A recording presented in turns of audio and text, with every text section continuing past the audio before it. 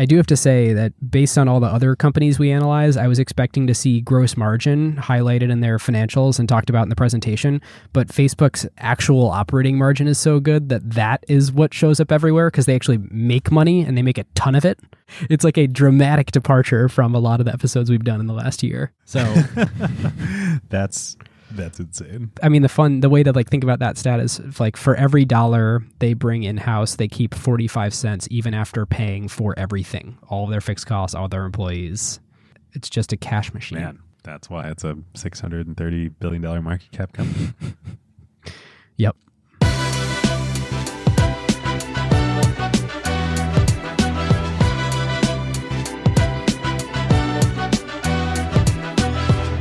Welcome to Season 6, Episode 1 of Acquired, the podcast about great technology companies and the stories behind them. I'm Ben Gilbert. I'm David Rosenthal. And we are your hosts. Today, we are talking about WhatsApp, an app that Facebook paid $22 billion for and has done virtually nothing in the 6 years since. And in fact, it was reported last week they are, that's right, David, abandoning near-term efforts to enable advertising in WhatsApp, which of course is Facebook's core business model. Wait, you said 22 billion, right? Billion. Just to make sure we're on the same page. That's right. Yeah. That's 22 Instagrams right there. So today we will decide, was this one of the worst acquisitions of all time, or did Facebook make a genius move even for this insanely high cost? I'm super looking forward both to telling this story because it's an amazing story, but also to debating that question because, I think there are really good arguments to be made on both sides. This is as classic as a classic Acquired episode gets. We have more than 5 years of hindsight. We've got a big price tag. We had lots of reporting around the time of the sale, and frankly, not a ton of follow-up since. So it's going to be fun to tell the WhatsApp story from the very beginning, and as you said, debate that very question. All right, listeners. Now is a great time to talk about a new partner of ours here on Acquired, Legora, the agentic operating system that is redefining how the world's best legal teams work. Yep, it's sort of obvious that AI is going to completely change the legal industry. I bet most of you listening have dropped a contract into some sort of AI chatbot out there. Legora took that insight and asked the question, what if you really built something with that power from the ground up for the legal industry? So the founders did exactly what great founders do, operate with obsessive customer focus. They embedded inside a massive law firm for months. They sat with the lawyers just watching how the work really gets done. And that's how you get features that customers love, like tabular review, where you drop in a folder of hundreds of contracts and it pulls every key term into a grid a lawyer can actually work with. Legora's bet here is interesting. Since it lets each lawyer handle more complexity, any given person can increase the quality of their work and do higher value work. And this means that the pie can grow even as each individual task takes less time. And they recently launched Legora Agent, offering greater intelligence and performance. The agent lets lawyers set an objective. Then it can handle the planning and the execution and delivery of the final product. Legal teams get to maintain full control and transparency since they're still involved where judgment is required. And Legora works where you already work. You can use it within Microsoft Word while redlining or drafting. The early Legora numbers essentially speak for themselves. When they have a head-to-head pilot with their top competitor, they win 70% of the time.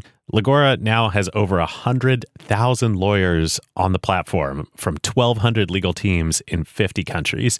And crazily, they went from 1 million to 100 million in ARR in about 18 months.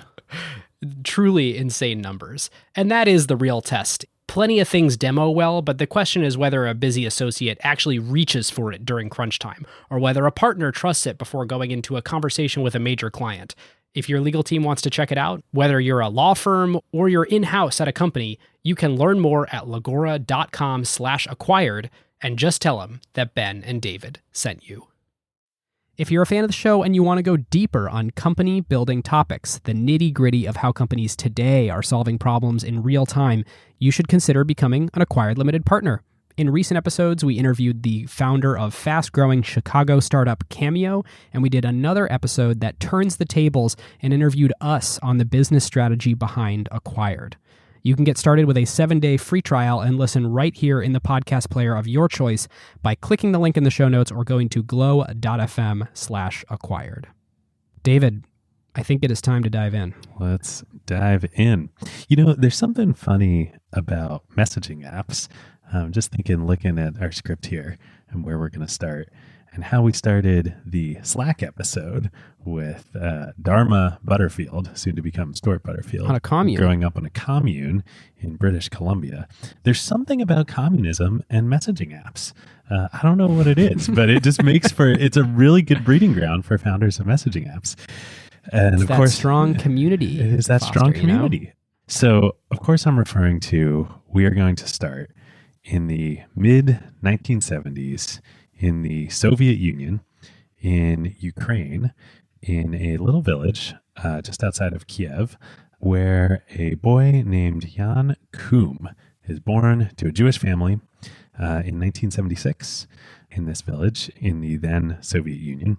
And this is a pretty not great time to be all of those things. A Jewish child in Ukraine in the Soviet Union under communism in the mid 1970s. And Jan actually kind of later talks about this, and he says of his time in the school he attended there, it was so run down that our school didn't even have an inside bathroom. Imagine the Ukrainian winter, negative 20 degrees Celsius, where little kids have to stroll across the parking lot to use the bathroom. Society was extremely closed off. You can read 1984, of course, the book 1984, but living there was experiencing it. I didn't own my own computer until I was 19, but I did have an abacus. That was the reality that this young man, Jan Koum, is growing up in. And he would stay in Ukraine until he was 16 years old. And this would have just such an impact on everything that's to come, this entire story. His dad worked for a state-run construction company in the village. It was really hard, and it was a very anti-Semitic environment. Finally, by the time Jan was 16, his mother and his grandmother and he were able to escape. This is in 1992. The Berlin Wall had fallen at this point. They were able to get out of the country and come to America. So the three of them moved to Mountain View, California. Jan is 16 years old. He barely speaks any English. And when they arrive, his mom starts working as a nanny to support the family. But it's not enough. They live in government-assisted housing in Mountain View. They're on food stamps. Jan's dad never is able to leave the Ukraine. He very sadly passes away in 1997, never comes to America. And then even more tragically, a few years after that, in 2000, we're going to talk much more about what happens before the year 2000, Jan's mom is diagnosed with cancer and passes away in 2000. So here's this guy, now at the end of the day, in the end of this story, Jan walks away with nearly $7 billion after taxes from the WhatsApp sale. His life was, this man has been through a lot. Yeah, no kidding. And I think you opened that chapter with saying it was a pretty not great time. That is a very soft way to describe a very hard existence. So when he comes to America, like I said, he doesn't speak much English. He enrolls in American high school in California. He doesn't get along with the other kids there. He's had a lot of trauma in his life. He's got this kind of one thing that sort of ends up becoming a light in his life, and that is that he's in Silicon Valley. This is the mid-90s. He gets really into computers. And he actually teaches himself programming and computer networking by purchasing manuals from a used bookstore, a local used bookstore, and reading through them, teaching himself, probably working on the school computers, learning how to program, and then returning them to the store and getting the money back after he's done. He ends up kind of through this. He joins, while he's still in high school, a hacker group online called Woo Woo, W00W00. That's elite speak woo woo. Elite speak woo woo. And he ends up meeting Napster co-founder Sean Fanning through that. And he kind of finds his community on the internet. After high school and through all this, he enrolls in San Jose State University in college. But college is kind of not for him, and he ends up dropping out. He first takes a job bagging groceries. Then he ends up working at Fry's Electronics. And if you've hung out in Silicon Valley, and I remember when I was at GSP at Stanford, there's still now in 2020, I don't know. But when I was at GSP, there's still a Fry's Electronics on El Camino Real in Palo Alto. Yep. Jan works there. Then from there, he ends up working at a early internet service provider, a local ISP. And through that, then he ends up actually joining Ernst & Young as a computer security penetration tester. So he's putting all of his hacker cred to use, even though he's a college dropout. White hat. Yeah. Totally. Unclear, white hat by day, unclear what Jan was doing at night. This is where kind of everything changes. So he goes to a conference while he's with Ernst & Young. And at the conference, this is now kind of mid-90s, he meets Yahoo co-founder David Filo. He's at an Apache security conference. They kind of hit it off, and David's like, hey, when we get back to California, why don't you come into Yahoo and interview for a job? So Jan does. He ends up joining Yahoo as an infrastructure engineer, becomes a real engineer, and he meets in his group when he joins a man who ends up, I think at first kind of becoming a mentor figure, and then a deep friend, a man named Brian Acton. Now, who is Brian? Brian has kind of a not quite as dramatic, but equally really interesting story. Brian was born in Michigan in 1972. I believe his parents may have divorced when he was quite young, but he was mostly raised by his mom, who ran her own freight forwarding business. Kind of incredible. This woman, with a child, just running a freight forwarding business. I would imagine not a super female friendly business in those days. Not the venture capital darling that freight forwarding is today. Yeah, this is way pre-Convoy and pre Flexport. What's the Flexport? Yep. Yeah. She then moves him to Florida, and he spends most of his growing up years in Central Florida, I believe. She instills in him kind of this ethos of both entrepreneurship and small business entrepreneurship, but also huge responsibility to meeting payroll and scraping by and getting through month to month. He's super bright. He ends up going to Penn on a full scholarship to study engineering. While he's there and he's learning about engineering in his freshman year, he first hears kind of about Silicon Valley and about this university called Stanford. He probably heard of Stanford before, but him and his background, and nobody in Florida was thinking about going to Stanford. He ends up applying to transfer and is accepted into Stanford and transfers out to California his sophomore year and ends up majoring in computer science at Stanford. This ends up being huge for him. He interns at Apple his junior year. And then after graduation, he joins Yahoo as employee number 44 in the really early days. And he works super closely with David Filo. He works with Chi Lu and all these super legendary engineering leaders that end up coming out of Yahoo. Because in a lot of ways, Yahoo was the first, we haven't really covered it enough on this show yet, but it was the first successful internet portal company. Yeah. Right. Internet directory, basically. It's funny. Yeah. You mentioned Chi Lu. So Chi obviously is very notable for his work at Yahoo. I know him as my mega skip level boss from Microsoft when he ran Bing, because Microsoft recruited him over and he ran search for Microsoft, and then ultimately actually took over all of Office as well. Wow. And of course, the relationship between Yahoo and Microsoft, many of our listeners probably know, is really long and complicated. A topic for another day. But Brian and Jan kind of become kindred spirits when Jan joins Yahoo, and Brian really rises through the ranks. He ends up becoming the chief architect of Project Panama within Yahoo, which was super, they would talk about it on their earnings calls. I remember Carol Bartz talking about it all the time, and then Marissa Mayer after she became CEO. And that was a massive project to re-architect all of the back end of how Yahoo Search worked and how ads worked on Yahoo Search. So the two of them, with Brian kind of leading on the technical side, go through this experience of re-architecting at massive scale this, original internet company, but doing it for while this company is going from, over $100 billion market cap, darling of Silicon Valley, all the way down to below 10 and then just plummeting. And what did Verizon ultimately buy Yahoo for? I think it was like $3 billion or something. I don't know, but if your final resting place is at Verizon, then it's sort of irrelevant where your final market cap was. So they get this incredible technical experience, but they also see like this business model of a portal that Yahoo is. Like, it's so fickle and it's so dependent on user attention and it's so dependent on advertising. And they start to believe that Yahoo makes a ton of product compromises in service of their ad partners, and that was a big reason. They simultaneously through these years see the rise of Google, and Google famously is just like these days just one white page with a search box on it.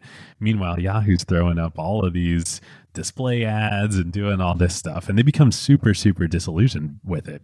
And you bring up an important point there. Yahoo was the very first internet company that's business model was to monetize attention. I don't need to paint the picture for listeners that the most successful company to ever be on the internet and monetize attention is Facebook.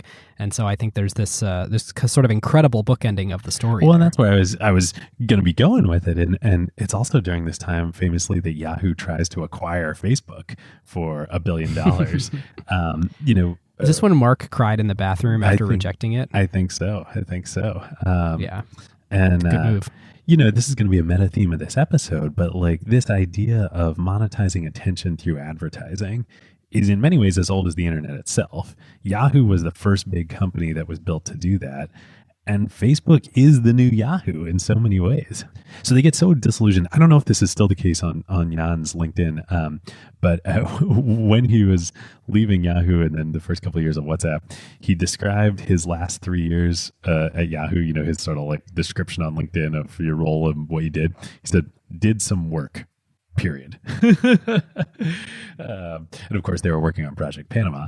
In November of 2007, Brian and Jan have finally kind of had enough, and they both leave right at the same, I think it may have even been the same day that they leave Yahoo, and they're just like completely burned out. They both decide they're going to take a bunch of time off. Brian had recently been through a divorce, and Jan had had such a hard life up into that point and lost his parents in the past few years. So they say, we have enough savings. We got into Yahoo, especially Brian, early enough that they can afford to just really take extended time off and travel. And at one point, after they get pretty bored, they both, this is famously, end up applying for jobs at Facebook, which is, of course, on the rise now. We're in 2008. And they are both rejected for jobs at Facebook. Brian even tweets about it. Facebook clearly does not need their talents or ideas. Yeah, which is so funny because like they are, especially Brian, but both of them, but especially Brian, like truly world-class engineers. There's a thing, though, that was going on at Facebook at that time that I think a lot of people forget about. Not that the company's benevolent now, but whereas Google was hiring a lot of the smartest people who were academic and sort of obsessed with really like pedigreed, right, like and really like deep nerdy academic sort of learning, Facebook was obsessed with hiring a lot of people who were well known in the communities of the languages that they wrote in. And so they had, many of the early sort of Python people. They had a lot of sort of open source leaders. And frankly, there was a lot of not invented here sort of syndrome, and there was a lot of you're not good enough for us. And we are sort of, there was a cockiness that permeated, I think, the development organization at that company early on, that it's not surprising that someone really accomplished, but who may have been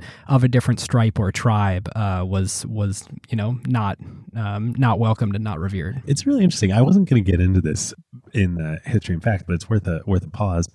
Most of the back end of WhatsApp ends up getting written in Erlang, which is like this super obscure programming language that was actually developed by Ericsson in like the 80s, maybe. Ericsson, the big telecom, the Nordic telecom giant, as like just purely for telecom use cases, for like, rapid messaging, but like was super looked at as like, this is backwater, outdated, old school, like, this is about as far away from Go as it gets. Like, And of course, now if you start your company and write it in Erlang, like now you have two problems: the problem that you're trying to solve for your company, and the problem that you can't recruit any engineers. Can't recruit any engineers, exactly. There's tons of engineers that are specifically obsessed with things like Erlang and Rust and very like more up and coming and or fringe programming languages. But gosh, you have to get specific then in your hiring when you make a decision like that. Yeah. So, okay, back to picking up the story. Jan, he's single, he's traveling around. And remember, he's got this history of he was a hacker. He was, a woo-woo member and had started as a pen tester. He is traveling around to lots of countries. And he has a Nokia candy bar phone that he loves. He really loved he still talks about how he loves the old Nokia phones.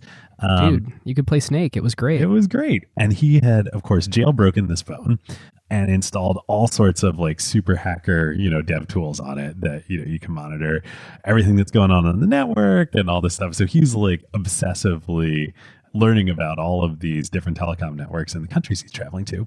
And he would buy different SIM cards, in all the countries and swap them in. But even Jan is as techie and confident as it gets. He's basically a walking IT department.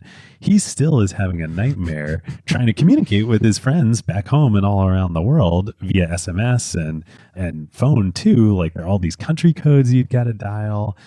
You send off an SMS. You have no idea if it was delivered. Even if you did everything right, it might drop and fall through. And so especially when he talks a lot about Argentina. He does a trip to Argentina. And for some reason, he thinks that the country code in Argentina is just so ridiculous that he's dropping all of these messages, and he starts getting really fed up. And he wants his friends to know back home what he's doing, that he's okay and everything. So he finally comes back. And in January of 2009, his birthday is in February, but he's just hanging out. And he says, you know what? I'm going to buy myself an early birthday present. I'm going to buy an iPhone just to hack around with. And of course, the iPhone had come out in 2007, but 2009. Yeah, I think this would have been the iPhone 3G. Either the 3G or the 3GS. I think probably the 3GS at this point. I think July is when the 3GS came out, if memory serves. So maybe it was the 3D. But yeah, Apple had I believe it was in January of 2009, they had just announced the SDK to allow developers to make apps. And I think it wasn't even the App Store wasn't going to ship until the summer, but the SDK was out there. Yeah. I think that's right. It may have been earlier, may have been at WWDC 08 they announced it, but yeah, I don't think it had shipped yet, or it was shipping right around that time. But the SDK came out with iPhone OS 2. Yep.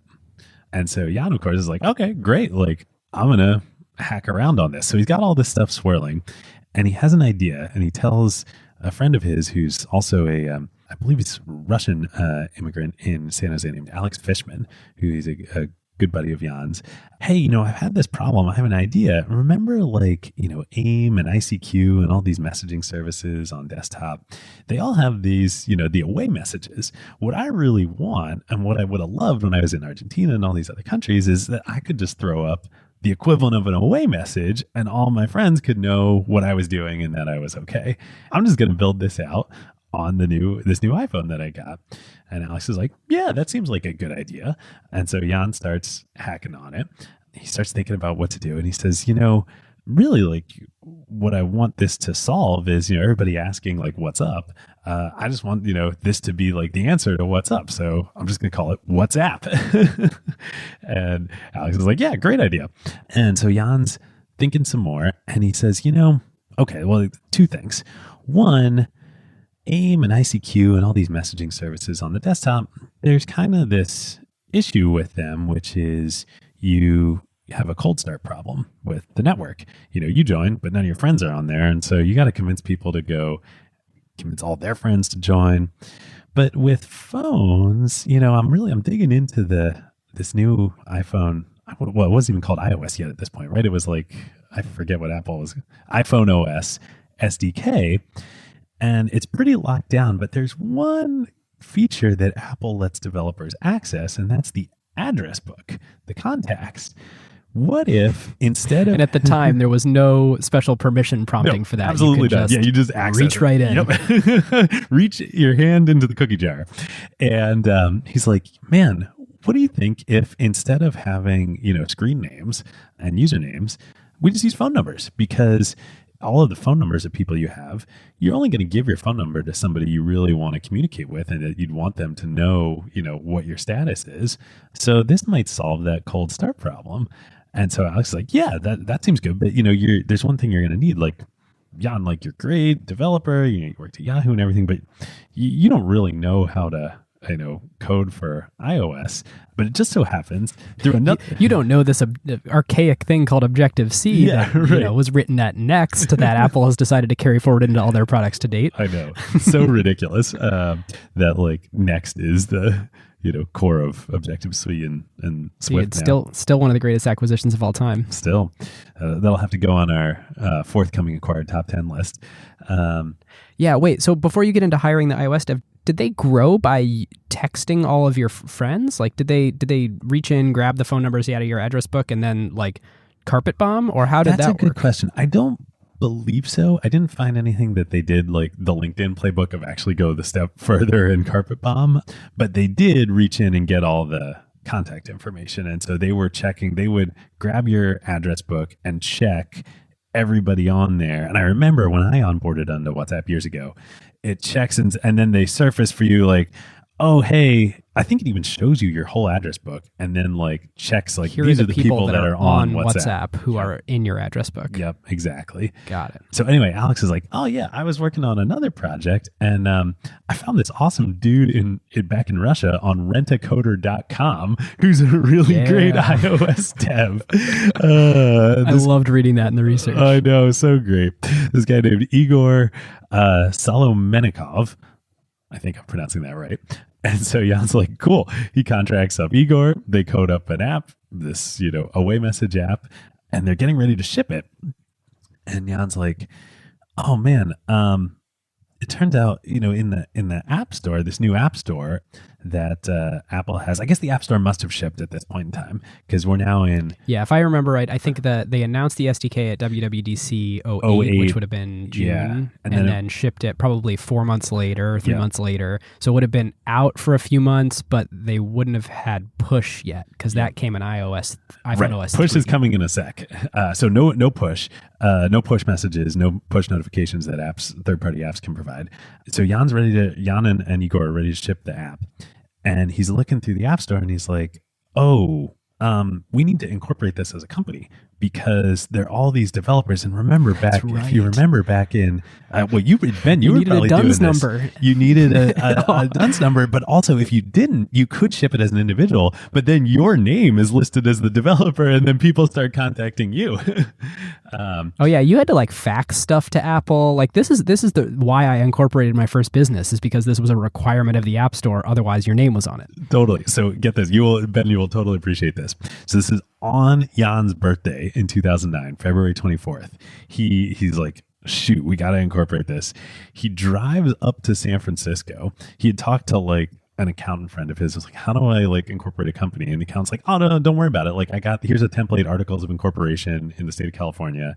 There's like 5 articles there. And he's like, just like, do a Control H, find and replace and put, WhatsApp instead of whatever I got here. Then you drive up to San Francisco. You go to the Secretary of State in San Francisco. You show them the articles. They stamp it. You pay $100 and you're done. So that's what Jan does. He drives up. He does that. He takes a photo of it and he sends it into Apple. And boom, WhatsApp Inc. is born. Love it. Not exactly, usually, typically you're starting a startup, you have all these ambitions. You're like, oh yeah, I'm going to go talk to Wilson Sonsini. You're going to go talk to any of the great law firms out there. No way, man. They're going to incorporate Dude, us. my first app LLC was LegalZoom. Like, why not? Well, you even use LegalZoom. Jan was just like, he literally scribbled some stuff on paper and did it by hand. So they get that done. They ship the app with these great expectations. Jan thinks it's going to be so awesome. And in his own words, direct quote, it fails horribly. And so what's the functionality at this point? It's just the statuses. Like you can just say like, hey, in case you happen to open this app and check. And you're curious what I'm up to, this is my status. It is literally just away messages, no notifications. If you happen to, exactly like you said, if you happen to open the app, you can see. And away messages seem like pretty useless unless someone's trying to message you. Right. I mean, literally the name of it is like, I'm sending you a message that I am away. So usage is horrible, but they pick up people registering and downloading the app. And this I thought was so fun, reminded me of these days. They do a pretty interesting growth hack. So there were so few apps in the App Store back then. And I remember this, like I did this for years. I would check like every week, what are the new apps? Yeah, like what are the new apps? Apple had the what's new section. And Jan realizes, he's like, you know what? I can get a lot of people just trying this out. If every week I change the name of the app slightly, Apple will put me in the what's new section week after week. And I swear this is what he did. Crazy. Totally crazy. And so as a result, he's getting all these users. They're like trying it once, being like, this is stupid, and stopping. But he does have a bunch of people, like he's at least getting that feedback. He knows like he's been in the Valley a while, and he's like, all right, got to keep like working on it, iterating on the product, tries adding a bunch of features. It doesn't really help. Well, one thing I forgot to mention from back in the Yahoo days, Brian and Jan bonded not just kind of over becoming friends and their ethos, but they also both are incredibly passionate about Ultimate Frisbee, and they would play Ultimate Frisbee together.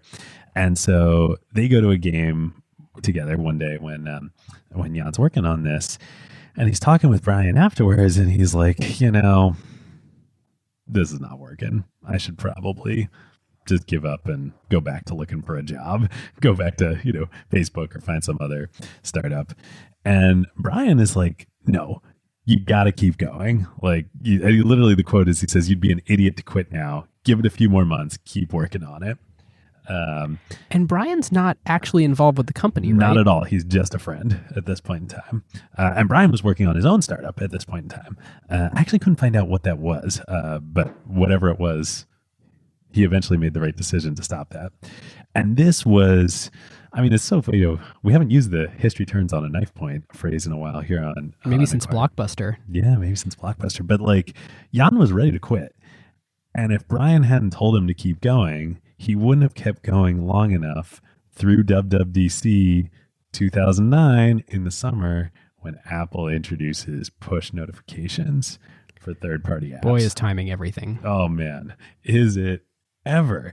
The funny thing is, you would think, and in hindsight now, this is like so obvious. It's like, oh, now, I don't have to rely on users randomly deciding to open up my app and see what's going on. I can now send them notifications and prompt them to do this in like messaging. Duh. Why don't we just build all of AIM instead of AOL Instant Messenger and ICQ instead of just away messages?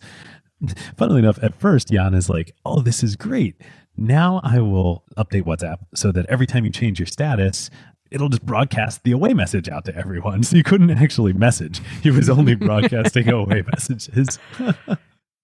All right, listeners, now is a great time to tell you about a longtime friend of the show, Vanta. AI has scrambled the whole security picture. It used to be that you proved that you were secure once a year, an audit or a static PDF, then everyone would nod and you're done.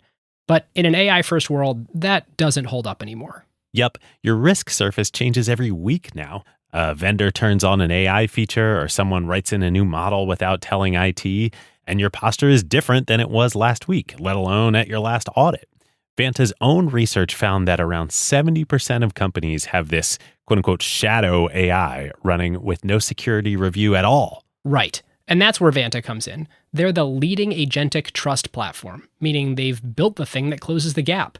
And the way that they close that gap is Vanta Agent. Think of it as a GRC engineer, that's governance, risk, and compliance, except that it's software and it doesn't sleep. It finds the issues, drafts the fixes, and cuts the time that you'd spend on vendor assessments in half. In half!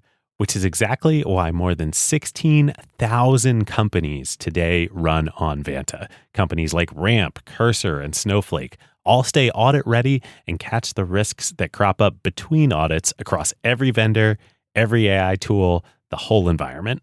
And that's the real value. Trust has to be continuous now, which is why Vanta automates your security, your compliance, and the work to earn and prove trust. We're huge fans of Vanta over here, and literally hundreds of acquired listeners have become Vanta customers at their companies over the years. So you can get $1,000 off Vanta at vanta.com/acquired. That's VANTA.com/acquired for $1,000 off. And just tell them that Ben and David sent you. I was fortunate to like be living through this era and be very, very, very obsessed with the iPhone as I was like starting to create apps. So you might be wondering like, why didn't AIM come to the iPhone? Well, they were. Like AIM was an early partner for Apple. Yeah, they had an app on the App Store very early. I want to say iOS 3, like this early. The other app that came out really early that was originally, I can't remember if it's a Flash website or an HTML5 website, like a really early one, but it was called Meebo, and it was a cross-service messaging client where you could have AIM and ICQ, and it sort of like subscribed to all those different APIs. And there was also a Meebo app. Desktop, right? Originally Meebo. It was desktop, but they right, exactly. But then they were one of the early companies to have an app. And I should go watch old Dub videos, but I do think they were at one of these. I think AIM was like demoed on stage as this is a really good way to use notifications to send messages to people. If you're out there wondering, like, why didn't those companies just do it? They did. They brought the functionality. They sort of ported from desktop, so it was sort of, it had potentially too many features. It was not sort of necessarily a native feeling experience, but it also didn't have the sort of genius thing that Jan had with the network being based on phone numbers. Yeah, nobody else had that. That was a major key to WhatsApp's success and ability to outstrip all of the new entrants and AIM and Meebo and all these legacy guys transitioning. The other important thing to remember about what was going on at this time was there was, are you going to say BBM? No, go for it. Oh, well, BBM, BlackBerry Messenger, there also was a playbook of how to execute messaging on mobile that had been around for several years, and that was BlackBerry Messenger. And these were the days people used to talk about BlackBerry being crackberries, and there really were two core use cases of BlackBerry, and I think people forget this. One was corporate email, and that's what now when people think of and remember RIM and BlackBerries, they think of that. But actually, no, a lot of consumers were using BlackBerries, and the killer app was BlackBerry Messenger, and it was a fully featured mobile messenger, just like way ahead of its time, but it was limited to the BlackBerry network. Yeah, and the way people talk about BBM then is very similar to the way that people in a very uppity way talk about iMessage today, and the way that like people refer to, blue bubbles versus green bubbles. Like I remember my friends who had Blackberries then, and of course I didn't. I was rocking my candy bar, or I think I had a flip phone at that point. But I remember one of my friends in college being like, "Oh yeah, no, I don't like texting. Like I don't text people. But if they have BlackBerry, like I'll definitely BBM. Like I really like, that's nice. And of course, like there's slightly different feature set. Like you can see when things are red or not red, but like it was the sort of like cool network to be on. It was the blue bubble. Yeah. So Jan's smart and Brian's smart, and Brian's kind of advising him at this point, and their friend Alex is helping them, and they realized pretty quickly. And remember, also they had this user base because they kept doing these growth hacks of changing the name and getting new people coming in every week. They had this user base, and the users were like, "Guys, I really just want a message. Like these away messages are nice, but can you please like just implement messaging?" Yeah, and they found that people were actually using the away messages coupled with the push notification that had just come out to sort of use it as a messenger anyway. So they would like frequently update their status, and their friends would update their status back. Like they were sort of hacking it to make it a messaging app. And it's going out to everybody in their network. It was like WhatsApp and Twitter combined. Yeah, I was gonna say it's kind of like early Twitter. Yeah. Anyway, so they figured this out, like, okay, great, we're gonna build messaging into this. They launch it in like late August, early September of 2009, and it immediately takes off. Again, one, because they really do a good job with the execution. It's super simple. The UI is very straightforward. But again, this address book innovation, the contacts, and not having to go through usernames and finding your friends and all that, and everybody just being on there is major. And because again, they had all those users that had used previous versions of the app, they had, suddenly about 250,000 users. And so that's enough network density that people can start getting real value out of the app. And it just starts growing like gangbusters. So at this point, Jan goes to see Brian again and says like, hey, this is really working. Like, what do you think about coming and joining me full time and like doing this for real? And like, let's raise some money and make this happen. Brian says, yeah, I'm in. This is now for real. I'm going to do this. And he says, I'm going to invest some of my own money from my Yahoo savings, and let's go round up a bunch of our former friends at Yahoo and put an angel financing together. So they put together $250,000, all from former friends and coworkers. Brian joins the company officially. He gets, it's been reported, roughly about a 20% stake in the company. Jan owns the rest of the company. And then I don't know what the valuation was on the seed round. So the angel investors for their $250K obviously get a stake. And it kind of goes gangbusters from there. Jan, he says much later in a talk, he's very direct, as you would imagine, given his Ukrainian upbringing. He says, and he's so right, he's like, look, we were lucky. We stumbled into something that people found really meaningful. And what it was, messaging is the killer app for mobile. Like, period, full stop. Like, and it's true. It's come to bear in every country, on every platform. Yeah, there's so many things that you can do on your phone. And, Matt Culler at Benchmark famously, talks about like the smartphone is the remote control for your life. And it's right. You can order a car to come pick you up and do all these things. But if you think about, both, I imagine everybody listening to this, you personally, and certainly in aggregate, the population, you spend by far the majority of your time, forget Instagram, forget, Uber, forget all of that, messaging with your friends. That's the real primary killer app for mobile phones. Do you consider Twitter to be messaging? That's a good question. No, I think it's different. I think it's social media. Maybe social media is near or equal importance. But if like you think about like definitely this is true for me. I'm curious if it is for you.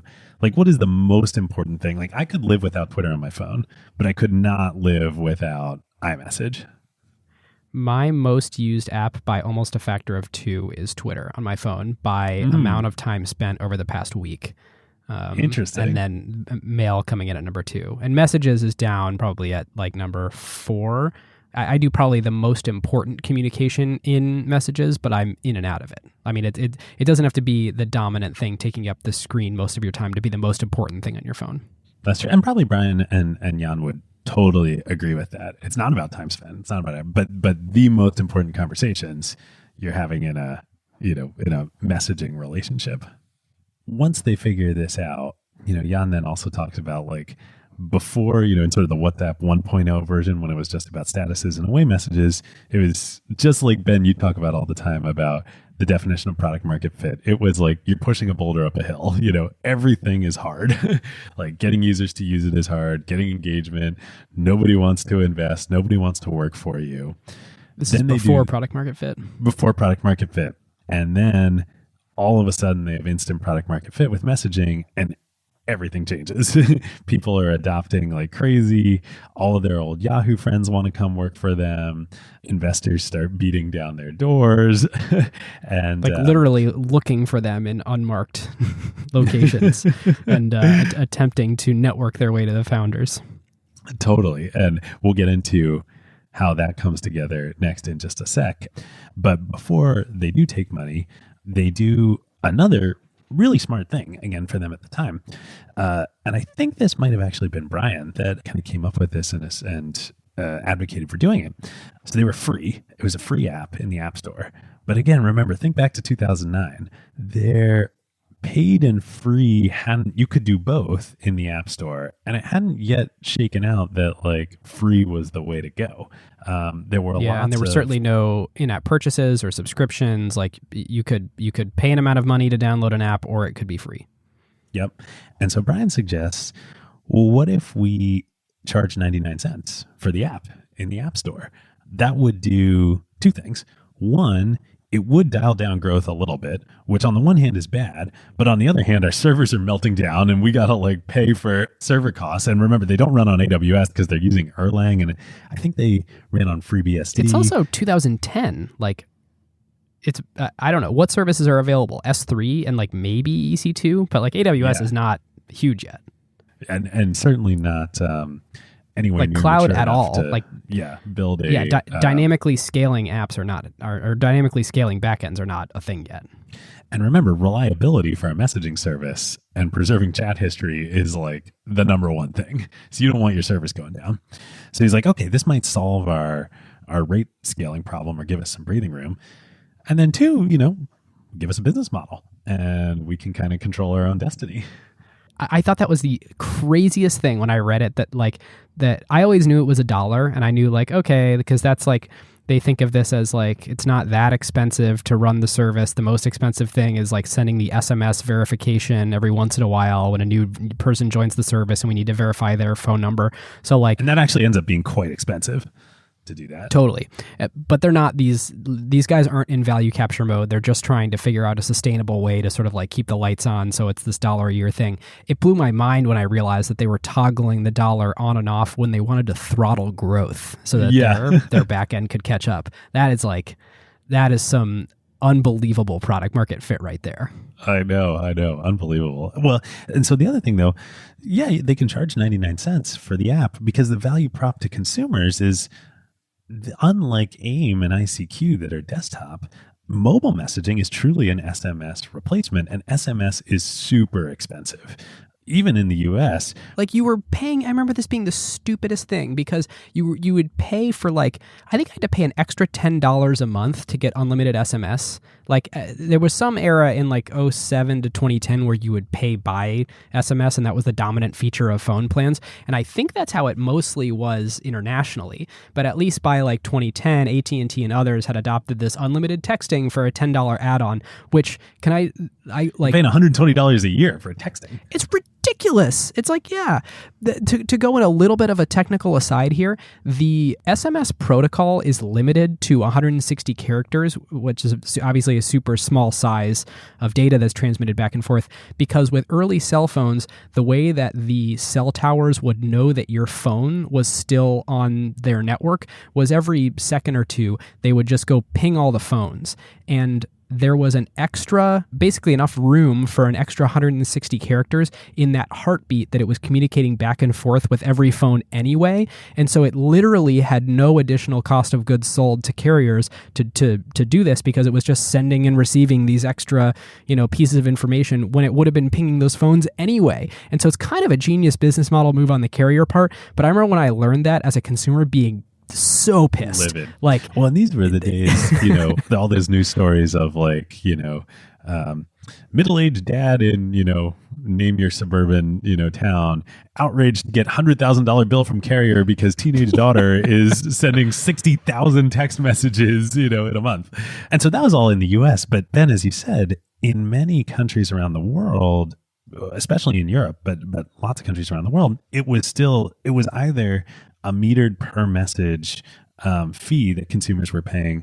But then think about like a continent like Europe where there are lots of countries all together. They're like states in America. People are texting and have friends like 20 miles away that are in a different country. You're paying a tariff to go outside of your country. It's costing you like $5 a text message to text your friends.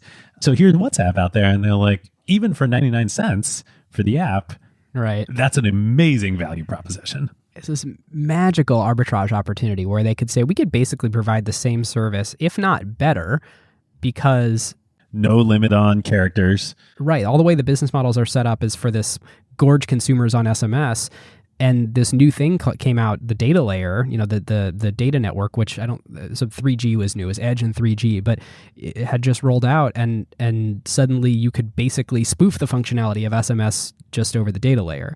These moments don't happen that often in the world at the scale that they happened here, where you get like a 6-month window as a startup to be like, oh my God, the business model of the time is so misaligned with the technology that's available.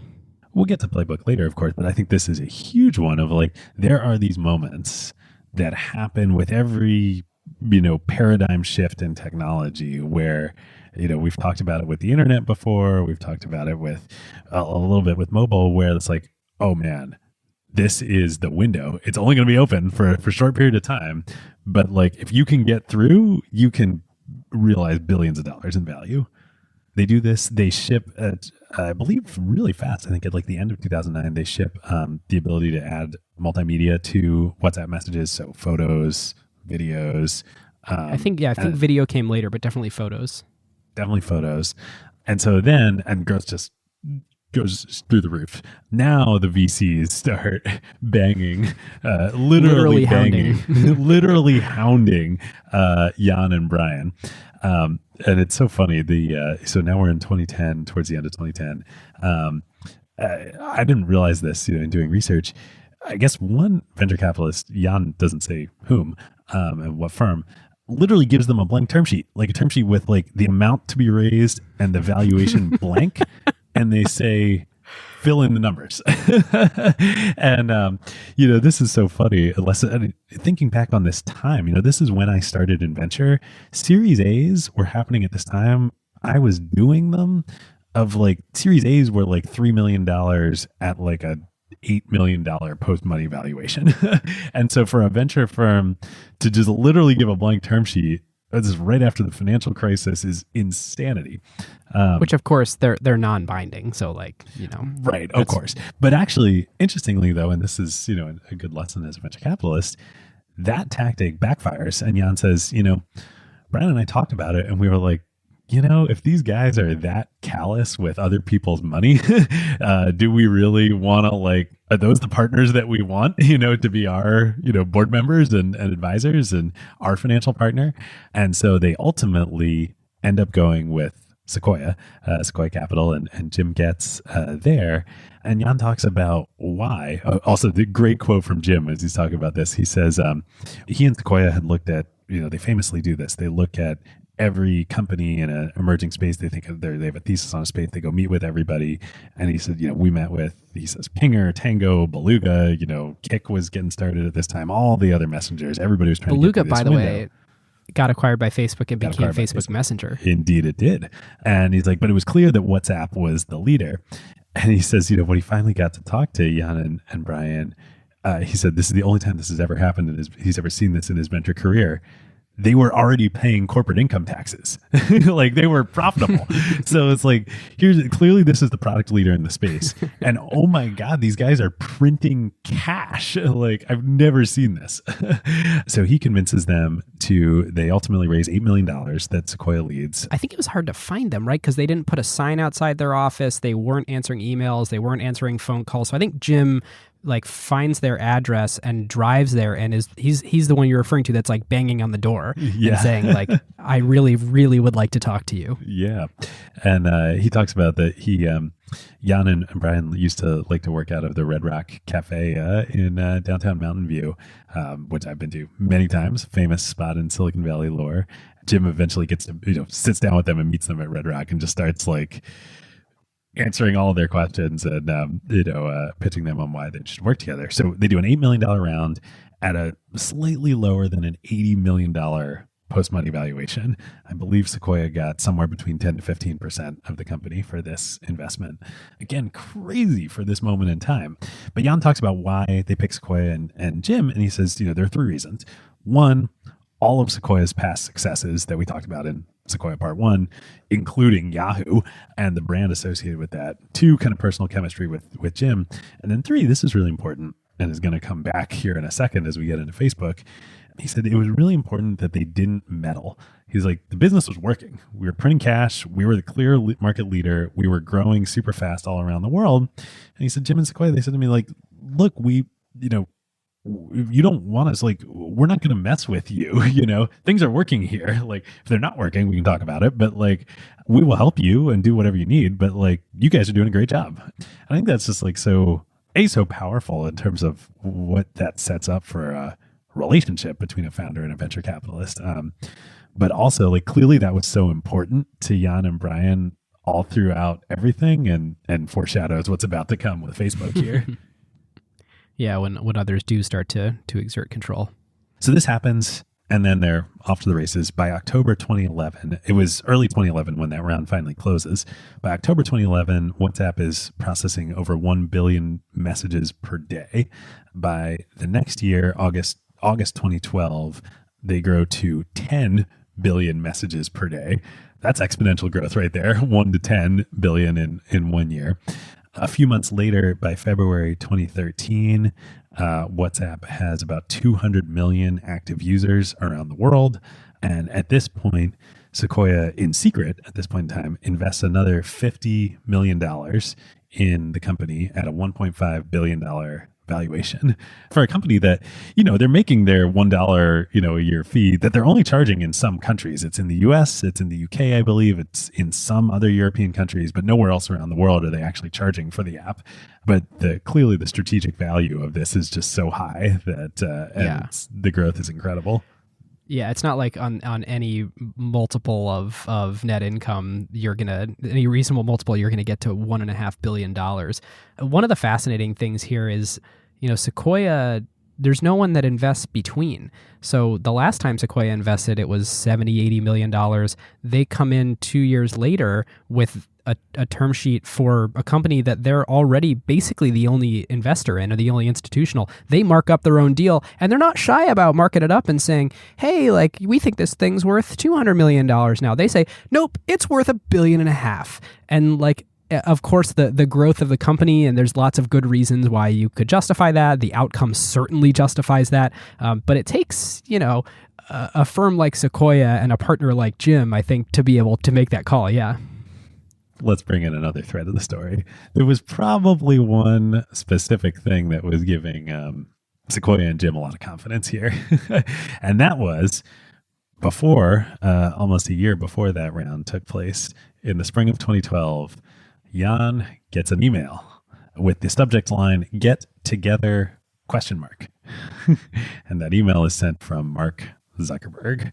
That's interesting to start with. But I believe, as the story goes, Jan kind of tries to stiff arm him. He's not really interested in meeting with Mark. And famously, they totally resisted talking to the press. They didn't have a sign on the building. They weren't doing any of the Silicon Valley hype game. They really just wanted to focus on the product and growth. And most of the usage is international. People in the US use WhatsApp, but by far, it's much more dominant in other countries around the world. And so Jan's trying to give Mark the stiff arm, and Mark just keeps coming at him. And so at one point, Jan forwards the email chain to Brian and to Jim Getz and says, "persistent," as the story goes. So they decide to take the meeting. There's one other fun thing to note here before we move on from the $50 million that Sequoia invested. Jan and Brian tell Jim, by the way, we don't need your money because we never spent any of the original $8 million. And after the deal closed, they actually sent, I think, a screenshot or a photograph or something of the bank account before the financing that says 8.125 million or something like that, to prove it to him that, yes, we grew to 50 employees and we scaled and we didn't need to spend any of your money in the first place. I think it was over 8.25 million, because it was over the total amount of capital they'd raised altogether, including the 250 seed round. But again, before the $50 million round, Jan and Zuckerberg and Zuck do end up getting lunch together. Nothing kind of happens, but Zuck makes it clear he's really, really interested in what WhatsApp is doing, and there might be really interesting things that these two companies could do together. And of course, Facebook had just gone public and had a liquid public currency, and I'm sure all of these things were implied. Stock may have been in quite the dip, but still. And that's probably actually why nothing happened at that point in time, was the stock was in the dumps. But then, as we've chronicled it, then they bought Instagram and everything turned around, and the stock went way, way higher over the next year. Also over the next year, WhatsApp grows to over 300 and then over 400 million users. And so now we get to early 2014. They've done the Sequoia deal, the second Sequoia deal. And this is really interesting. There's only been a very little reporting on this, so we have only a few tidbits to go on. But apparently Tencent, which at this point, as we've chronicled, had developed WeChat and owns WeChat and QQ before that, and they're the largest social and messaging app in China. Apparently Tencent was ready to do a deal to buy WhatsApp for in the high single digit billions.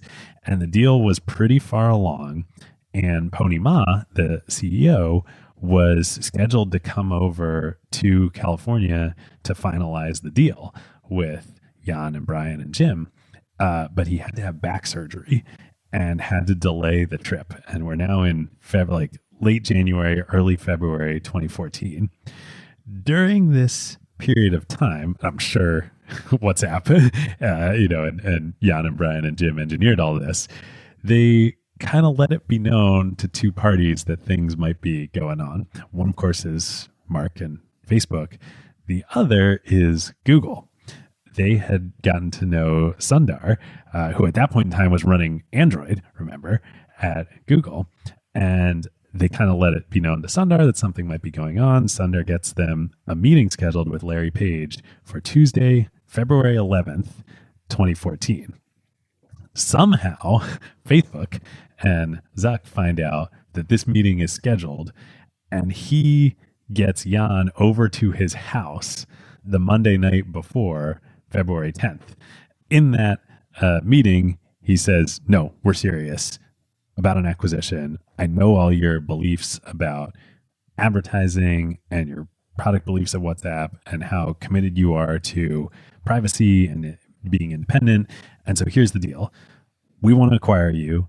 It'll be a big number. WhatsApp is going to remain independent." And now remember, Facebook can credibly say this, as we've talked about on the show. They are the poster child for making these leave them alone acquisitions, Instagram being number one here. And it's going to be mostly been 2 years since Instagram, so there was two years since historical Instagram at this point. Yep, and it had really gone well. And he said, I really want this to be a partnership, so much so that we'll do most of the deal in stock, and you're going to become a very large shareholder in Facebook, Jan, you personally, and we will make you a board member of Facebook. Which is, I think, one of 6 or 7 at the time. Yeah, and nobody else. The only Facebook employee board members are Mark and Cheryl, and everyone else is a outside board member. So this is pretty big. He really, it's unclear if Facebook knew about Tencent, but they knew about Google, and they really did not want Google to acquire WhatsApp. Jan says, "Okay, interesting. Thank you very much." The next day, he and Brian go down to Google. They meet with Larry Page. They talk for an hour, have a nice conversation. Unclear. And where's Google in their messaging world right now? Because Google's launched some new form of messenger. I think it's like an annual tradition for them to launch a new messaging product. And so I think at this point, like GChat, I don't think was totally dead, but Hangouts, they were trying to double down on. It was before Duo and some of these newfangled ones. But you got to remember back at this time, people really felt that, or at least the tech press was obsessed with writing about the mobile messaging wars. And there were these deep dives on WeChat in China and WhatsApp's crazy growth. And Facebook had acquired Beluga, I think, and launched Messenger at this point. And it was, who will win this is this the new app store? Is messaging sort of the new app? Now we don't think of Google really as a messaging company, even though obviously tons and tons of messages are exchanged on Android all the time. They were very much still in this race for what everyone thought was going to be the next user interface paradigm. Yep. And failing at it. Or at least like I said, annual tradition to launch a new one. Yeah, in a tradition. In the meantime, Jan and Jim and Brian, they're trying to figure out what's our number? What's this? What do we think we're worth? And Twitter had gone public recently, and Twitter had a $30 billion market cap and had fewer MAUs than WhatsApp. And of course, Twitter had a very robust advertising business model at this point, and WhatsApp had very little business model. But they kind of look at each other and they're like, "Well, Twitter's worth $30 billion. We're bigger than they are. We got to be worth at least $20 billion." And so they put this out to cut all the parties, and Zuck bites. And so the next day, Jan and Zuck get back together. He's like, "I just dropped $1 billion on Instagram, so what's 20 of that?" What's 20 of that? And the week goes on, and then by the end of the week, Friday, February 14th, Valentine's Day. That evening, Jan goes back on Valentine's. Also Jenny's birthday, by the way. My wife Jenny, wonderful wife Jenny's birthday. Dude, you are like ruining her her like two-factor auth security answers here. Jan's is hosed, like Totally, yeah. Everybody's birthday. We're just all about birthdays here on Acquired. So Valentine's Day, Mark and Jan have a romantic dinner at Zuck's house. I believe it was during that dinner that they hammer out the details, and Zuck puts 19 billion on the table. And I don't know if he literally put 19 billion on the table, but I think it was 16 billion, and then the next day they negotiated up to 19.4 or something. Like there was something where there was an initial offer, and then you know what they it might have raised been? it. It was $16 billion acquisition plus $3 billion in stock awards and retention grants for Jan and Brian. So that might have been what brought it up. They agree. They shake hands. They hug. Supposedly, Zuck says that this was F-bomb exciting and takes out a bottle of Johnny Walker Blue, which he knew Jan loved. They have a shot. And then they hand it off to the lawyers. And so over the weekend, remember, this is a Friday. Now, Mobile World Congress is coming up the next week. They want to announce this and get it done before Mobile World Congress. So they hand it off to the lawyers. And over the weekend, the lawyers put everything together. Now, it's super important. Zuck just wants this done. It's super important to Jan and Brian that like they don't want advertising on WhatsApp. Facebook's an advertising company.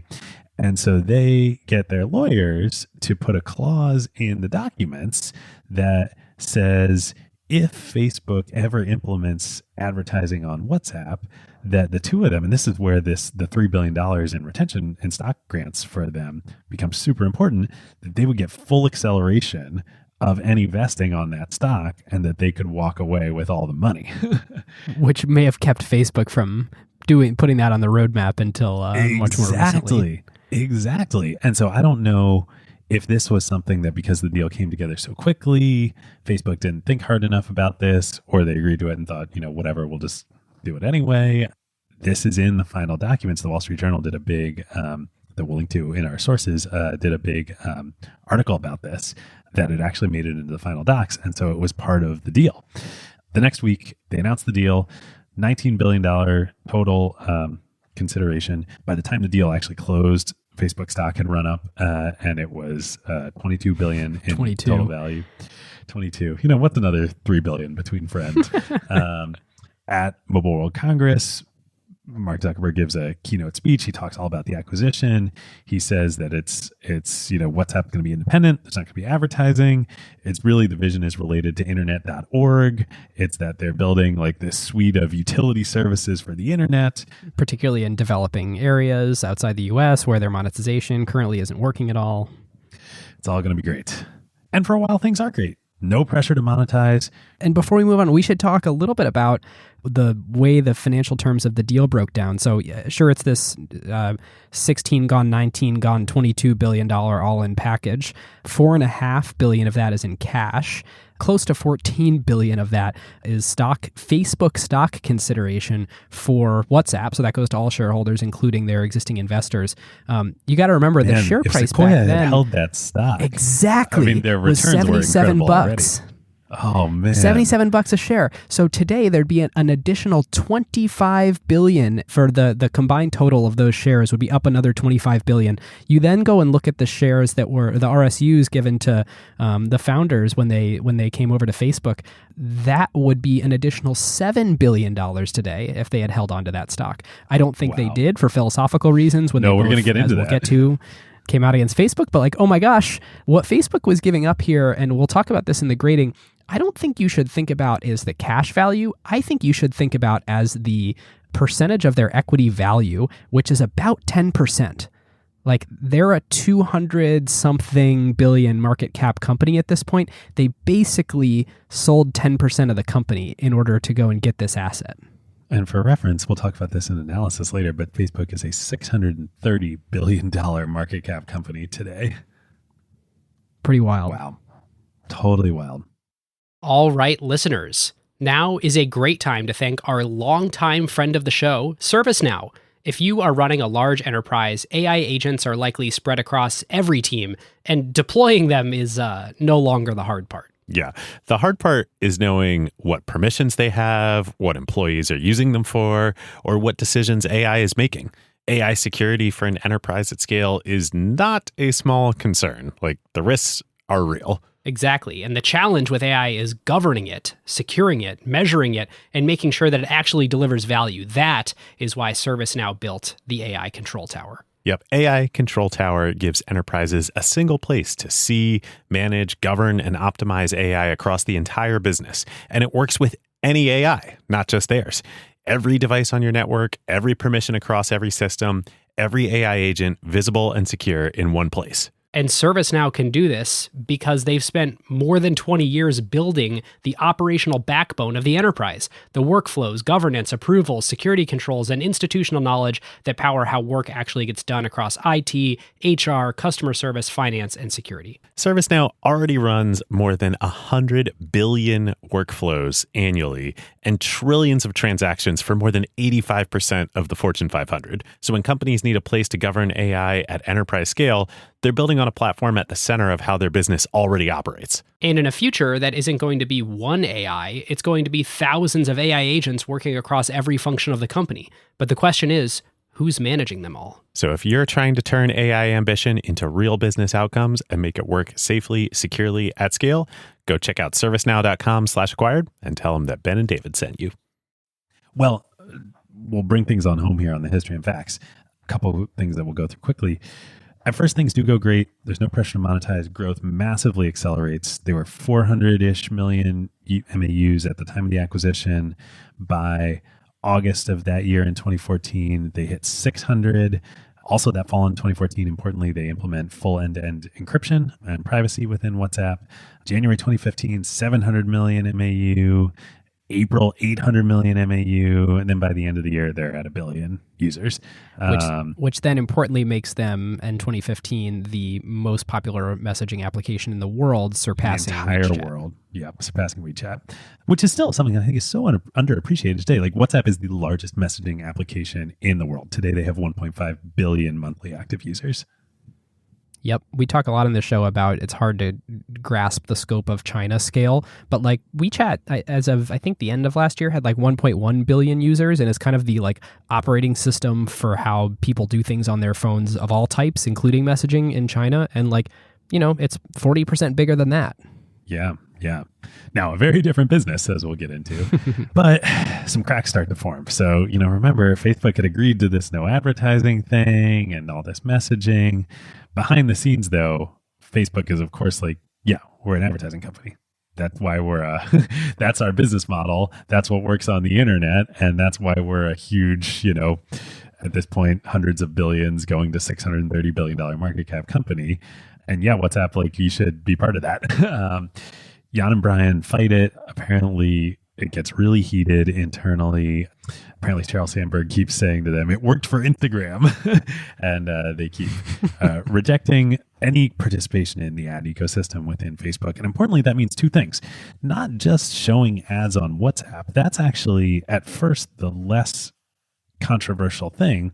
It's about sharing user data, right? Sharing user data from WhatsApp users with Facebook. And then Facebook has a highly sophisticated ad targeting system across all their properties, you know, core Facebook, Instagram, Instagram is on their hyper growth trajectory at this point. Yeah. Messenger, everything else. They want to use all the data from Facebook or from WhatsApp to help with targeting within those other products. And Jan and Brian are like, NFW. So things start to get really heated. And of course, remember, they had said that at the time of announcement, even in a blog post by WhatsApp, that they would never do this. And Facebook, to show they're really serious here, in January 2016, they say, oh, also, yeah, that revenue model that, you know, was so benevolent and scaling so nicely of $1 a year, yeah, it's gone. We're just making it free now. Yep. In May of 2017, the European Commission fines Facebook over 100 million euros for misleading it during the antitrust process during the buyout of WhatsApp and saying that it falsely claimed that they weren't going to use data from WhatsApp to improve advertising, and that they are. So that was to which Facebook huge. responds something like, "Oh, whoops, we didn't mean to. That was a that was some sort of they say it was oversight on not our part, our intentional. fault." It was an oversight. Another interesting thing to note, right around the same time, status goes from being an away message-like feature to looking exactly like stories that is just, being rolled out in Facebook and Instagram and Messenger, which is a product that happens to lend itself very well to advertising. Very well to advertising. You can see where the setup is going here. So in September 2017, Brian is like, I've had enough. I haven't hit my earnout yet, but I'm leaving. He walks out on the I'm company. so fed up that I'm leaving billions of dollars on the table. He leaves $850 million on the table, but he tries not to. He tries to invoke, and again, Wall Street Journal did a big investigative reporting on this.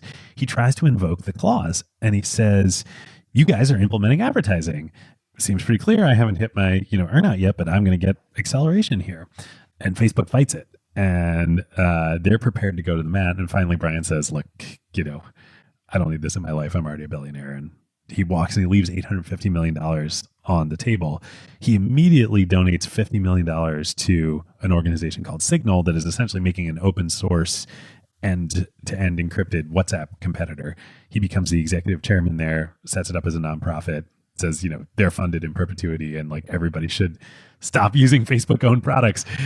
Which I totally did not realize. Like I know about Signal, like tons and tons of journalists use it. People that it's sort of one of the most widely accepted sort of private, secure messaging platforms on mobile. Had no freaking idea it was the co-founder of WhatsApp that sort of in his disillusioned post-Facebook state. But yeah, exactly. He gives it was not started by him, but then he turns it into a foundation, gives them $50 million and becomes executive chairman. Then in March 2018, the Cambridge Analytica scandal hits. And Brian, he left in September 2017. He sends out a tweet that reads on March 20th, 2018, "It is time, period, #delete Facebook."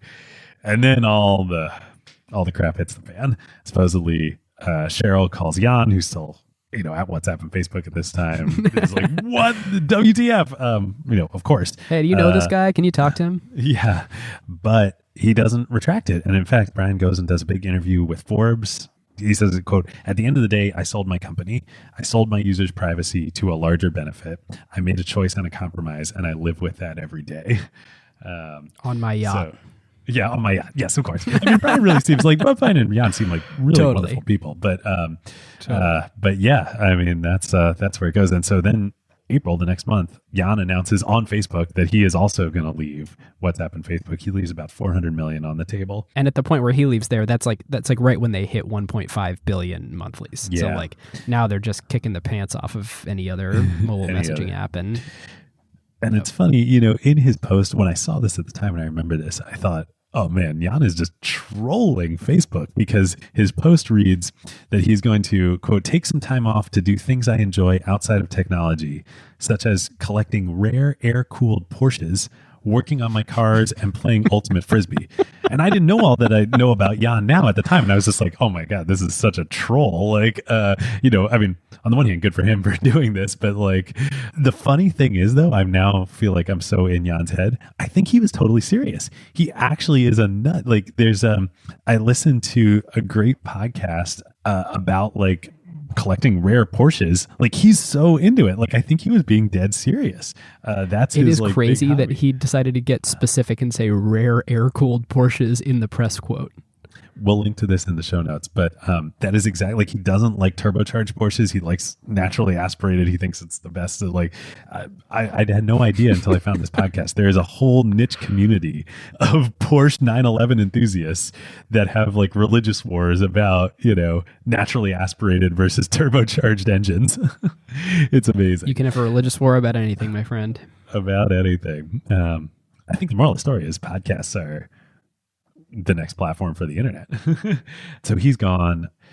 And that kind of gets us to today. I mean, a couple things we'll cover, but WhatsApp continues to grow hugely. Yeah, they did one other thing that's worth calling out during this time period in the last few years, and that's they launched WhatsApp Business, which is a second WhatsApp app that I installed on my phone that basically works a lot like WhatsApp. But if you're a business and you're communicating with your customers through WhatsApp, this is a sort of optimized for business way to do it, which foreshadows some of the stuff that they potentially plan on doing with the app. But, you know, I opened this show by saying like they haven't done much. I mean, they really haven't. Like they've scaled it. They've simplified the UI a little bit, and they launched WhatsApp Business. So there are 4 quick things that have happened. One is trying to launch WhatsApp Business, which has been kind of a failure to launch. 2, they tried to get into mobile payments in India. It's in beta, but it's been in kind of perpetual beta. Has also been sort beta of in freaking 2018. Yeah, kind of early a failure to 2018. launch. There's also regulatory issues. There's something like they built a data center to support like 500 million people using it concurrently, but it got tied up in, you know, some terrible regulatory thing. And on earnings calls recently, they've said it's ready to launch. So like maybe we'll see it this year, but we'll see, maybe.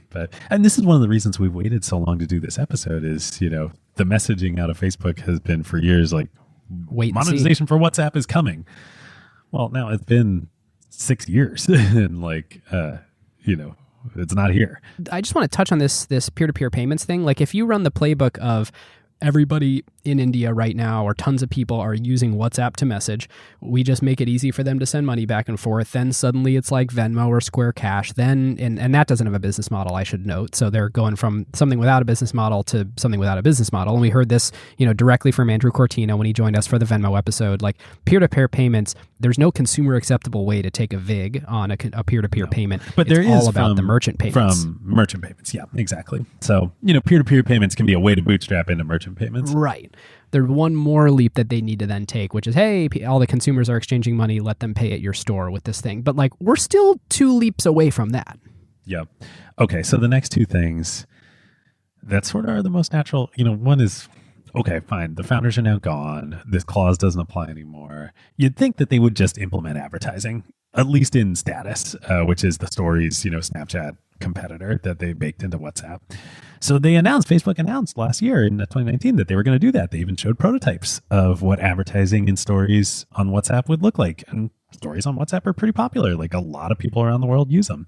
As a matter of fact, on the Q2 earnings call this year, there's a quote from Facebook saying WhatsApp status is already the most popular ephemeral stories product in the world. Yeah, which is a Instagram, hell of a Snapchat. statement. Yeah, totally.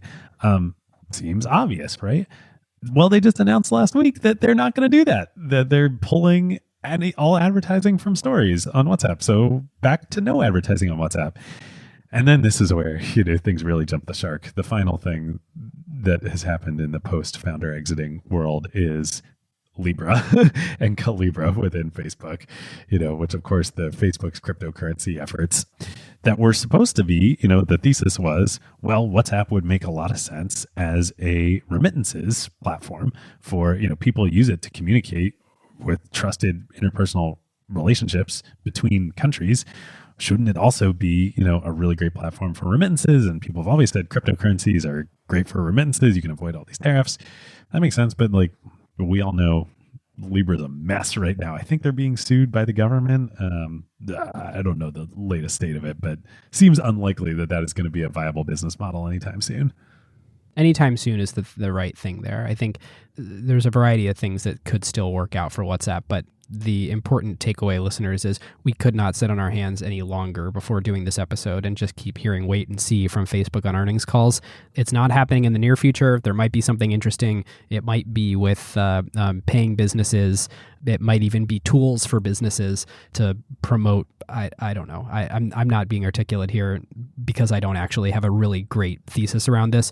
But the thing to take away here is it's not going to be very soon. Yeah. Okay, so I think this is the perfect transition to acquisition category.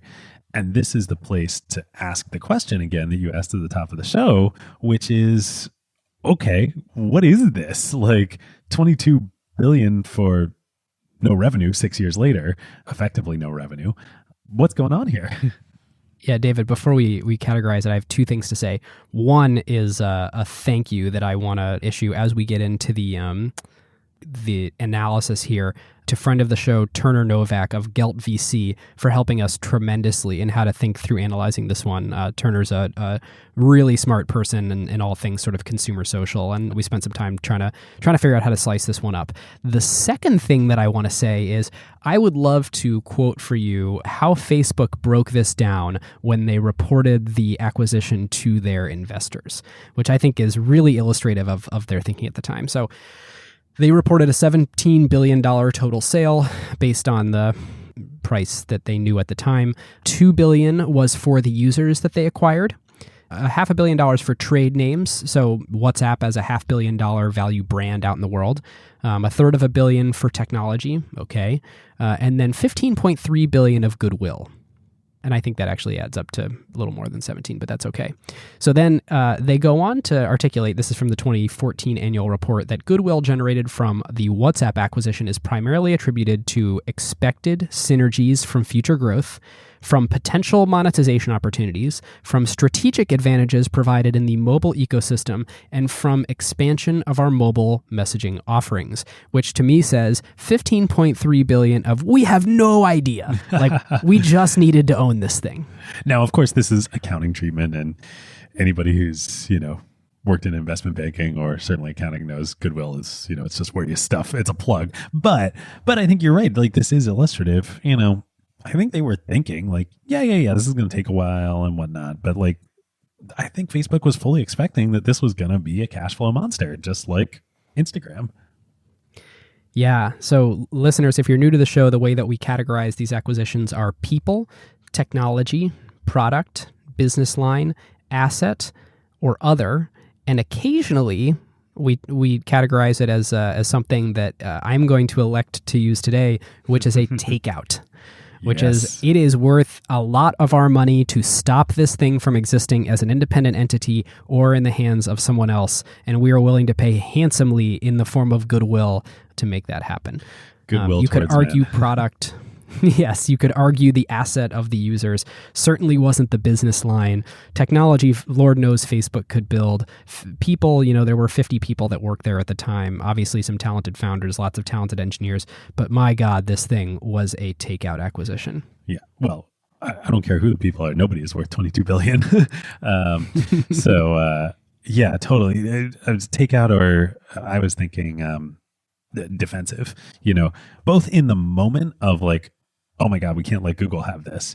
And whether they knew about Tencent or not, the other thing is we've talked about in previous episodes, Facebook was really trying to enter, Mark was really trying to come up with a plan to enter China at this point in time. And he really believed that China was going to be the next frontier for Facebook.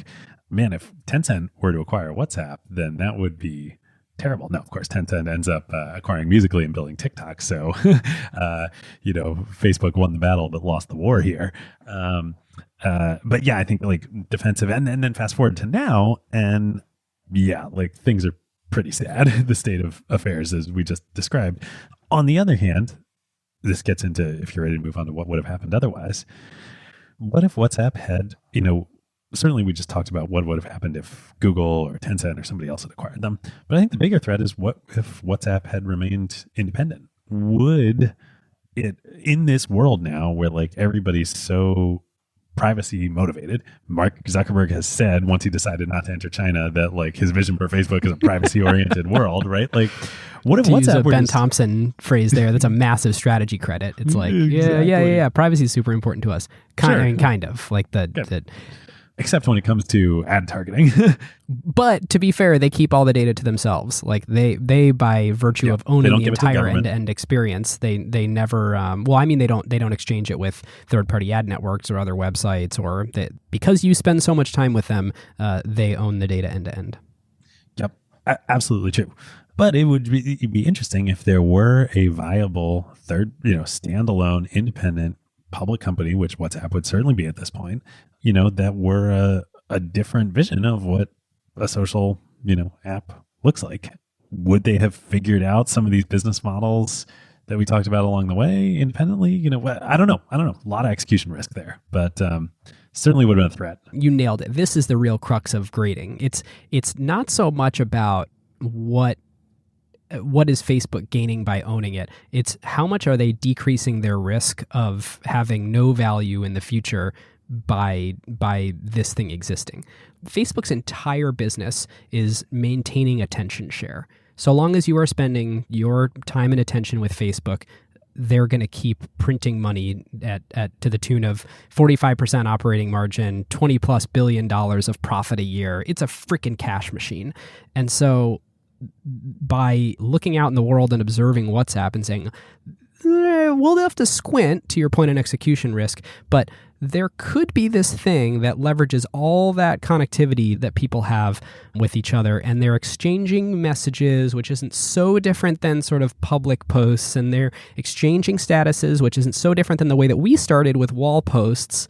It could evolve into a thing that steals attention share. And the what would have happened otherwise way to think about this is they could have been independent and they could have sort of evolved into their own social network. Or to your point earlier, Google could have bought them and that would have been catastrophic, because I think Google would have been sort of the only formidable ones, as you mentioned, who could have paid up, but then also who would have executed a sort of attention grabbing strategy there. And so to wrap this, I think my little rant here, what would have happened? A billion people could have shifted attention from Facebook to WhatsApp, but I'm going to hold off right now on trying to put a price on that until we get to grading. Well, I want to go one step further, which is like, okay, all this line of logic. You could say, if you're listening, that doesn't add up, right? Like the same thing could have been said more credibly about Snapchat, and Facebook wasn't able to buy Snapchat. Zuck only offered $3 billion. Things fall apart. Certainly, if he was willing to pay $22 billion for WhatsApp, why? He certainly could have had Snap for $22 billion. That I suspect. Now I don't know for sure, but like, why didn't he put that $22 billion on the table for Snap? Here's what I think is interesting.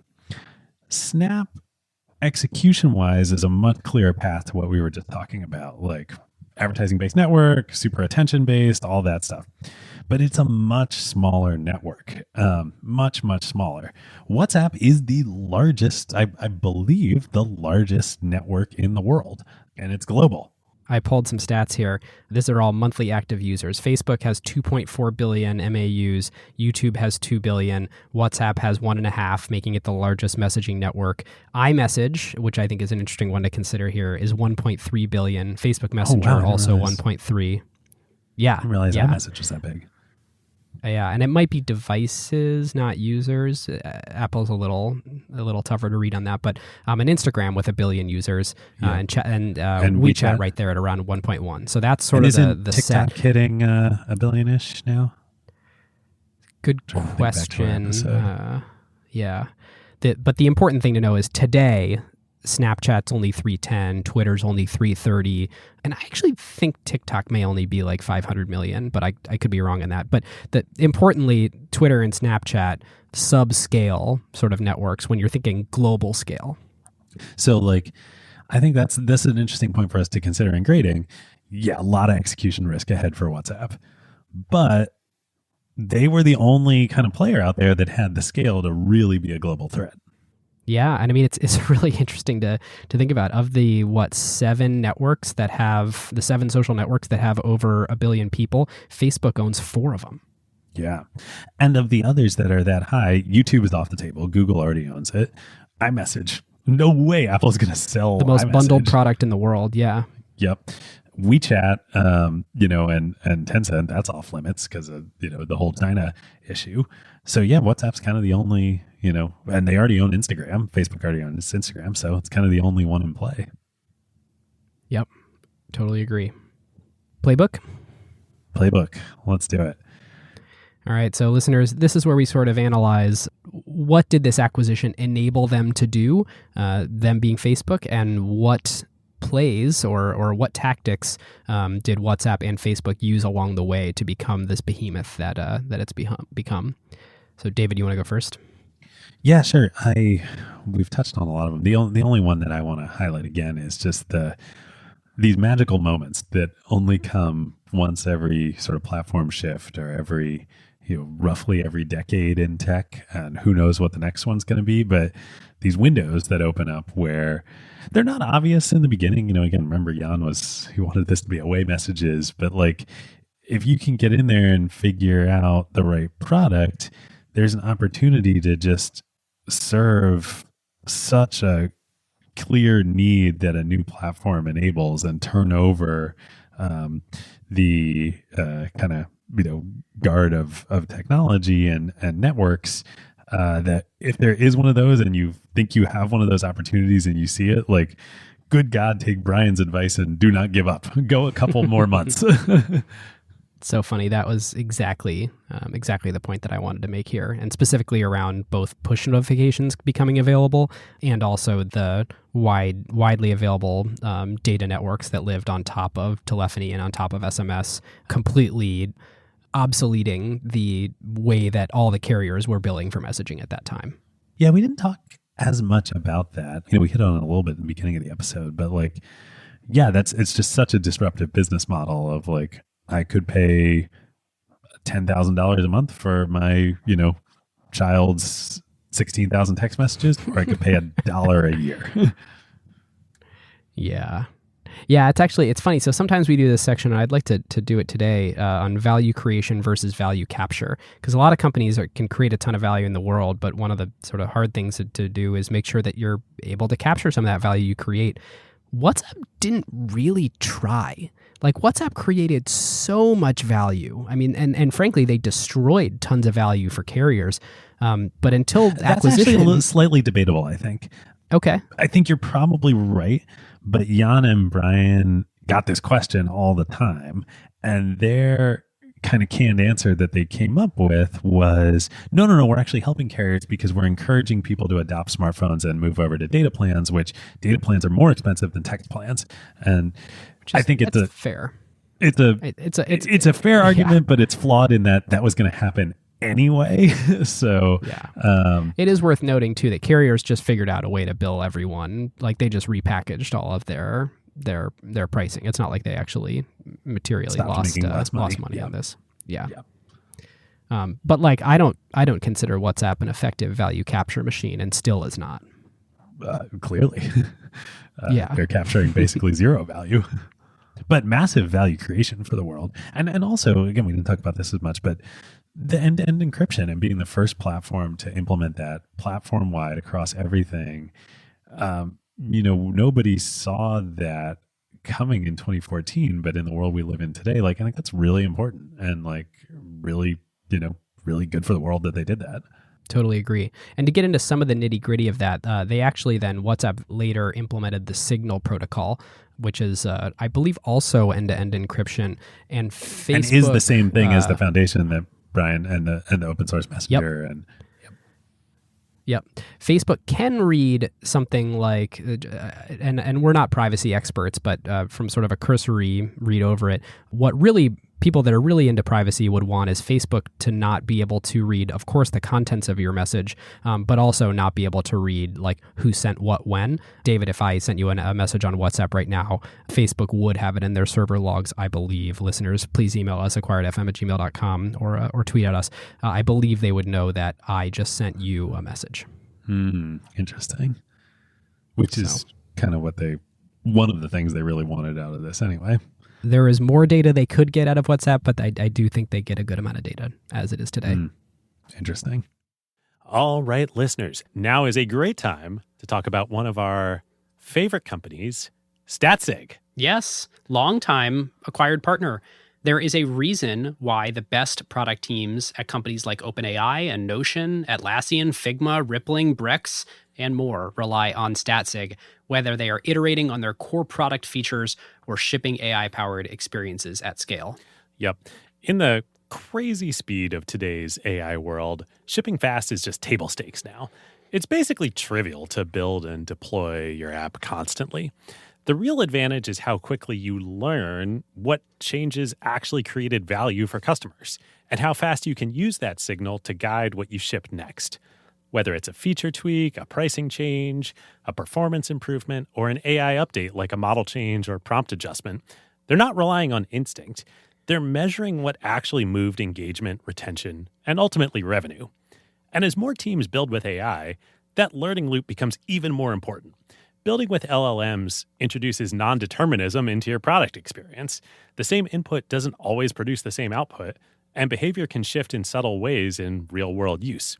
So doing offline evals will give you part of the picture, but you can really only understand the impact once your product is live with real users, and then you can measure how their behavior actually changes. It's very different than the way that you would ship features in a pre-AI world where you knew exactly what the software was going to do in production. Yeah, exactly. So this is where StatSig comes in. It brings experimentation, feature flags, and product analytics into one unified system so teams can ship safely, test rigorously, and directly link what they changed to how users actually behaved. The result is a tighter feedback loop and learning that compounds over time, so you don't just ship more, you ship better. So if you want to make learning your competitive advantage, whether you're building new AI experiences or just evolving your existing core product, go to statsig.com/acquired to get started. And now, David, grading. Ooh, how are you going to make me go first? Or do you want to go first? Well, okay, let's tee it up first. So what's the criteria? Like, what do we consider A+? What do we consider an F? Well, okay, for me personally, anything in the A range is off the table just because I'm offended by the execution here.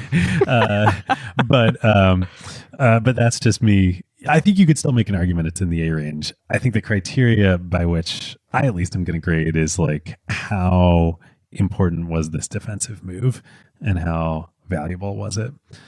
So taking the perspective of grading as we always do from the acquirer's perspective as Facebook, I think this is still probably either a B or a B+. And they would maybe people there would argue it's in the A range just by virtue of like, yeah, they gave up 10% of their equity value, but they took out the one viable global network in this generation that could have been independent. The stock has gone from 200 billion-ish market cap to 630 billion market cap in the intervening 6 years. Of course, in many ways due to not WhatsApp, but like just by virtue of having the clear runway to do that has been good for Facebook to very, very good for Facebook. Pains me to say this because I want to give it an F, but but that's my grade. All right. Well, I'm glad I wrote down my grade before I heard you say yours, so I can be sort of unbiased here. Two things to keep in mind, listeners. One, they sold 10% of their market cap to be able to buy this company. Another way to think about this is Facebook is a phenomenally profitable business. And another way to frame this is they basically spent all of their 2019 net income or profit to buy this company. So was it worth spending an entire year of profit to go and buy them? I am going to grade this an A. I don't think it's an A+, but I'm going to grade this an A. And the reason I'm going to do that is obviously the same sort of defensive play argument. But the way that I sort of think about it, it's like, what are the key risks to Facebook at this point? There's regulation. Like, I think there's regulatory reasons that they could go away. There's obsolescence because attention shifts elsewhere. Yes, they're real, of course. But if you look at history, and obviously a lot of this will depend on the coming election and whatnot, but like even, Ben Thompson talks about this a lot. The DOJ didn't kill Microsoft. I mean, Microsoft's actually back and better than ever, but didn't kill the old version of Microsoft. Google killed the old version of Microsoft. Like, regulation is such a slow process and technology moves so fast that a real risk? Right. So like, okay, so we're going to say regulation's not really their key risk. It's really fading into obsolescence, and it's the thing that happened to social networks before them. And it's the Facebook has a lot of core competencies, but their very, very most central is not fading into obsolescence. Like buying Instagram, brilliant, company saving move on multiple fronts, bought them another generation.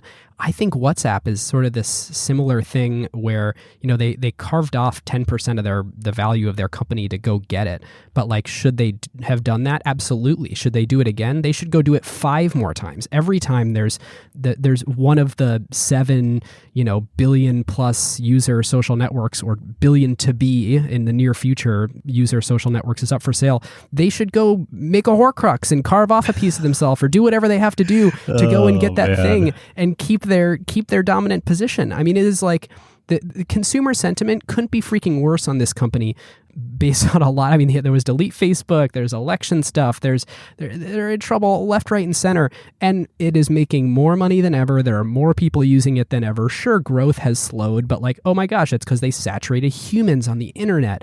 And I just think that this is such a complete and total no-brainer. And even if they never make $1 off of WhatsApp, to neutralize that threat and get to continue to own the world's digital attention, I think is not invaluable, but is very, very, very valuable to them. And one way to sort of look at this is if you think there was a 10% chance that WhatsApp could have totally wiped out Facebook at some point in the future, then it was break even to buy it, even if they never, ever generate any cash flow. I agree. I just can't bring myself to give it an A, but that's not for like logical reasons. 2 comments to add on to that. One, in talking to a bunch of friends at Facebook and former Facebook friends, and thinking about this episode, one thing that is a core competency, and I think from my understanding, really viewed as a core competency within Facebook, is extremely robust competitive intelligence. Like, they know this. They know everything you just said, and they are paranoid about it.